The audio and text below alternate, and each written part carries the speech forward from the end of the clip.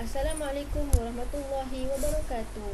Nama saya Nurin Iliana binti Hello. Muhammad Zurini, memegang nombor matrik E202000274444. Kod khusus pembentangan saya pada hari ini ialah BMK202.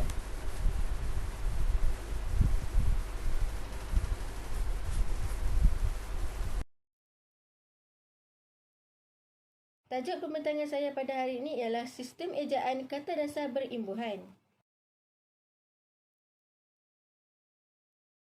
Definisi kata berimbuhan ialah kata dasar yang menerima imbuhan seperti awalan, sisipan, apitan dan akhiran.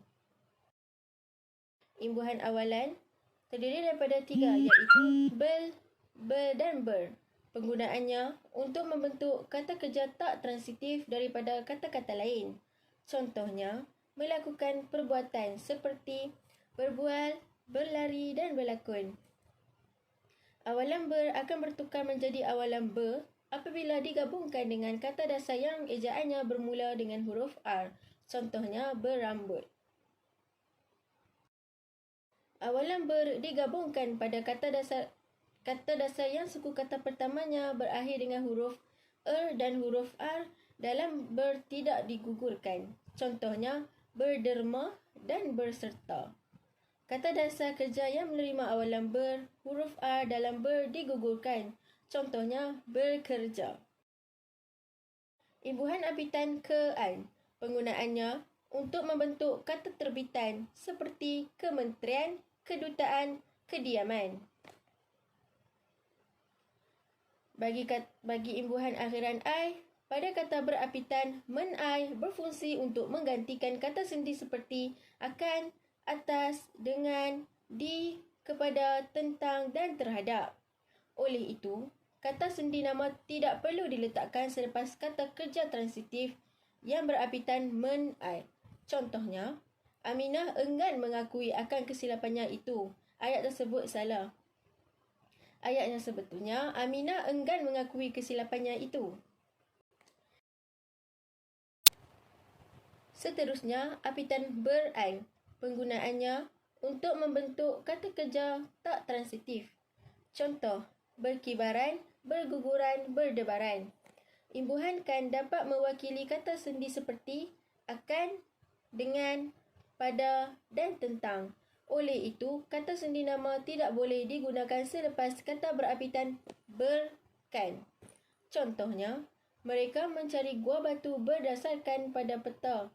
Ayat itu salah. Ayat yang betulnya, mereka mencari gua batu itu berdasarkan peta.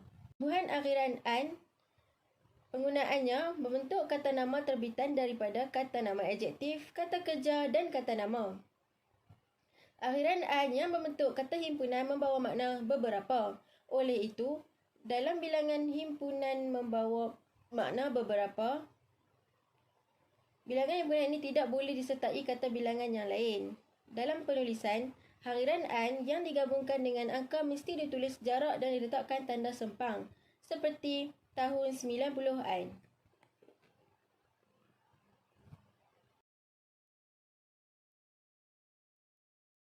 Imbuhan sisipan dan penggunaannya untuk membentuk kata nama, kata kerja dan kata adjektif. Maknanya, sesuatu yang mempunyai ciri yang sama dengan kata dasar. Contoh imbuhan sisipan kata nama ialah sisipan contoh perkataannya telapak, kata dasarnya tapak. Bagi sisipan contoh perkataan gerigi, kata dasarnya gigi. Dan bagi sisipan contoh perkataannya kemuning, dan kata dasarnya kuning.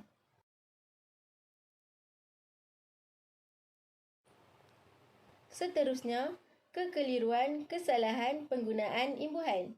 Penggunaan imbuhan ialah salah satu yang dapat mengelirukan pengguna bahasa Melayu.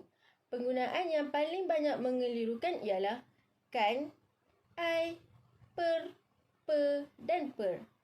Contohnya, pelaksanaan dieja sebagai pelaksanaan.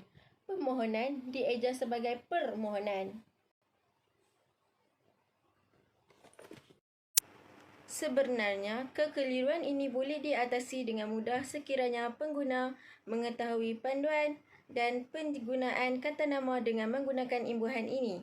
Panduannya adalah melihat bentuk imbuhan awalan pada kata kerja yang daripadanya kata nama itu diterbitkan. Bentuk imbuhan pen pada kata nama.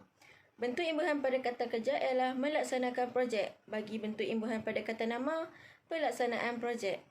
Membasmi kemiskinan, bentuk imbuhan pada kata kerja, dan bagi bentuk imbuhan pada kata nama dijadikan sebagai pembasmian kemiskinan, dan mentadbir negara dijadikan sebagai pentadbiran negara.